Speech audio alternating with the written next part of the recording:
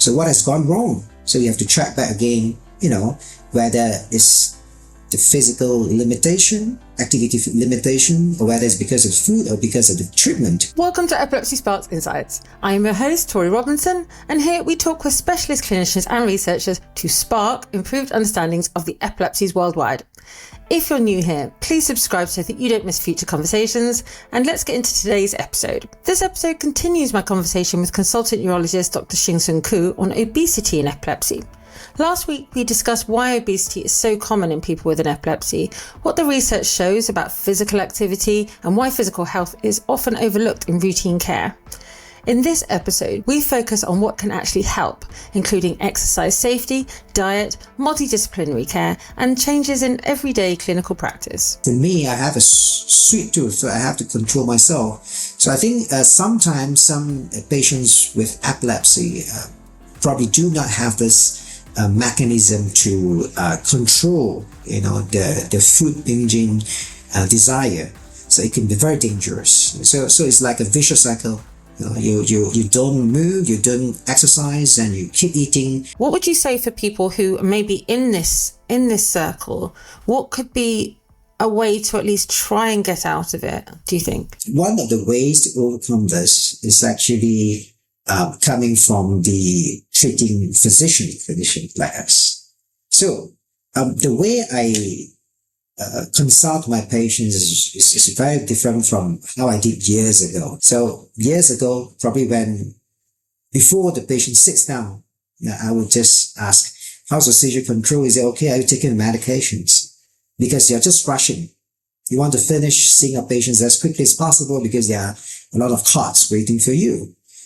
But I think now what I'm going to do is that just, slow down my pace. Instead of asking how your seizure control is, I would probably say how your day is, Have you been, trying to exercise, for example, if this is the sort of the main focus that you want to pay attention to, in particular for this particular clinic visit.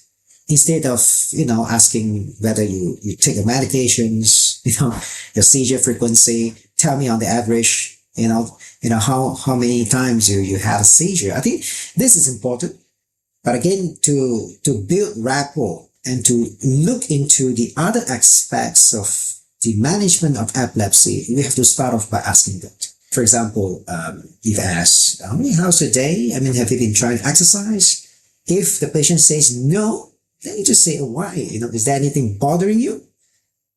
Then you can start from there. And then you can learn more about their quality of life, how they experience things day to day, their level of happiness or lack thereof. And then I think you find out more about their lives, which you can help them with, rather than, as you say, just looking at seizures. I would almost say that that's malpractice, to be honest.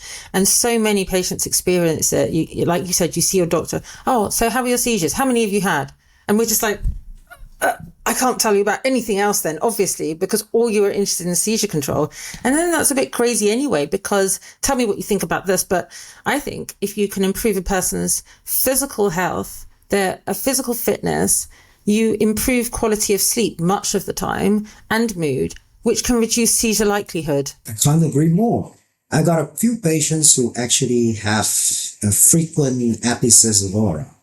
And of course, what we usually do is that we try to adjust the medications or try to, add on more medications.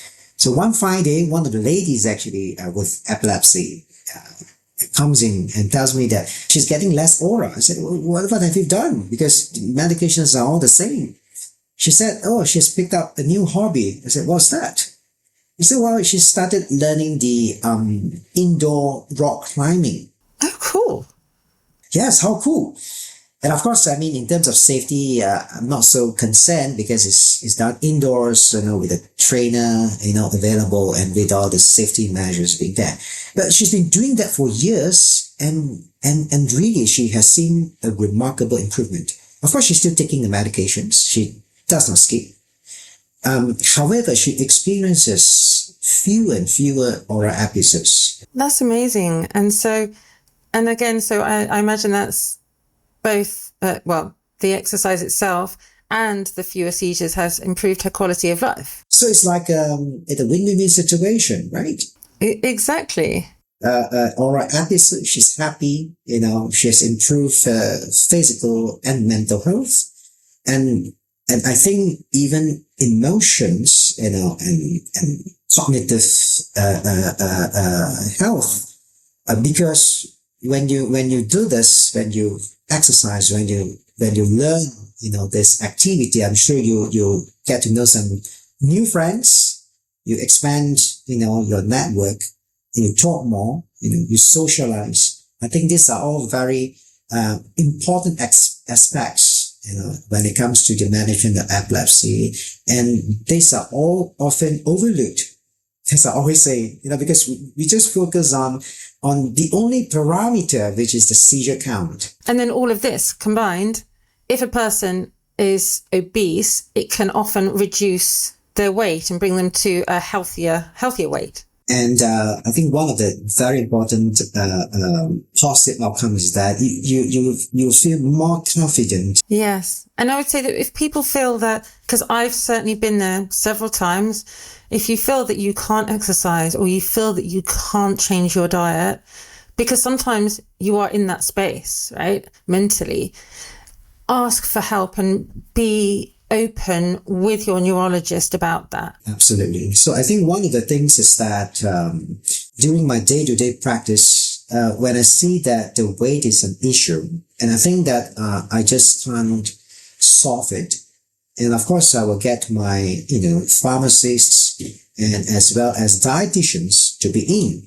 involved in the management of epilepsy. Why pharmacists is that we have to look into the medication list. Sometimes, again, it's often neglected because there are medications which I'm not familiar with, and the interactions of which might cause a problem with the weight. Mm-hmm. Unhealthily, for example, you gain weight excessively. I just can't wrap my head around why you gain weight. For example. So it's because of the interaction of certain medications or certain medication that I do not know that could potentially put you on weight. And of course, dietitians are very important. The dietitian could advise you on the right calorie intake, what to be avoided, because I always say that I probably know some, but I'm not the best person to talk about, the diet plan. So multidisciplinary is so much important when it comes to managing patients with epilepsy. Very much so. And actually, I was just thinking, this is a really interesting time for us to have this podcast. What would you say to people given this time of year, and think especially people who might be overweight or obese and have an epilepsy? What would you recommend for us right now? So of course, try to enjoy as much as you can. But in the meantime, I always tell myself, if I eat more today, then probably I exercise more the next day. So everything is a balance. Yeah. For example, vegetables, minerals are good, but you can't just overdo it. You can't just be eating vegetables, ignoring, some of the, important food. Yeah. Chocolate is not totally harmful, but do it in moderation. Yeah. That's a key thing. Eat in moderation. If you think that like me, I do it all the time. Sometimes I feel stressed. If stressed, if spelled backwards, it's dessert. So, yeah. So interesting it is. So you try to, take something that will make you feel better. Then the next day, probably you should not do that anymore, or you should exercise more. Let's not become reliant upon it, because sugar is addictive, right? And we just have to sometimes, I think, try and keep track of it. But again, if it's difficult for people, speak to your neurologist about it, because it is part of your overall health. And I love your modesty with what you were saying before, that you can't know everything as a clinician. You can't. So as again, you said, there's a multidisciplinary team that's required, such as with the dietitian, sometimes even like a cardiologist. Sometimes you got to get your bloods taken, all this different stuff. It's so important, rather than just to look at, let's control the seizures, because that's wrong. That's right. If you could change one aspect of epilepsy care related to physical health, whether it be the obesity pandemic or something else, what would you do? I would say calculate the BMI. It's so simple and quantitative, because one of the challenges that we face is that we do not usually measure the patient's weight before initiating treatment. So therefore, True. yeah, we are unable to determine if the patient gains weight because of the treatment rendered by you. And it's also a very important markers, for you to know, if you should start intervening. For example, if this patient's BMI is such, and months later after follow-up, they have drastically, gone up. So what has gone wrong? So you have to track back again, whether it's the physical limitation, activity limitation, or whether it's because of food or because of the treatment. Always have a baseline. It's just like your EEG and MRI. You will have a baseline so that 10 years ago it was normal. Now, 10 years down the line is, become something different. And I know some people say, oh, I hate BMI because, we're all different. But it's, I think at the moment, sort of the best overall measurement of whether a person's weight is healthy or not healthy. That's right. So I think it is important, again, to understand the importance of a holistic approach in the management of epilepsy. Again, seizure count and seizure frequency are just one of the very mere parameters that we are looking at. There are more to it.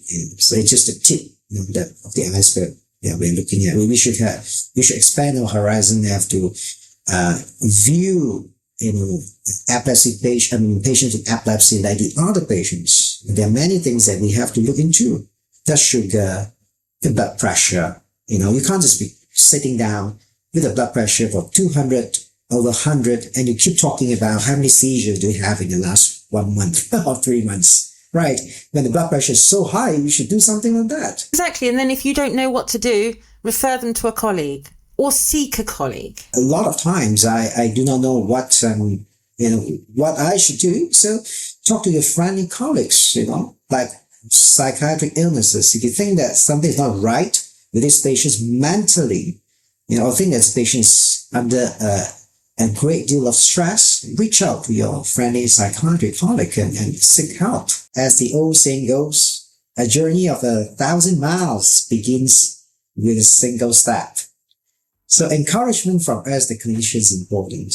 We can definitely make a difference by addressing their concerns about exercise through just, our day-to-day conversations at the clinic. So we as clinicians, we should do more. We have to understand more, and we have to treat the patient always as a whole. So do not limit our assessment only to the things they are associated with, for example, seizures. You have to think beyond it. Thank you again to Ching Soong for such a thoughtful and practical discussion. I hope that this and the last episode help you feel more supported and confident when thinking about physical health in epilepsy. If you found our chat helpful, please give it a like and subscribe and hit the bell so that you are notified when the new episodes drop. I would love to hear your thoughts or experiences in the comments below.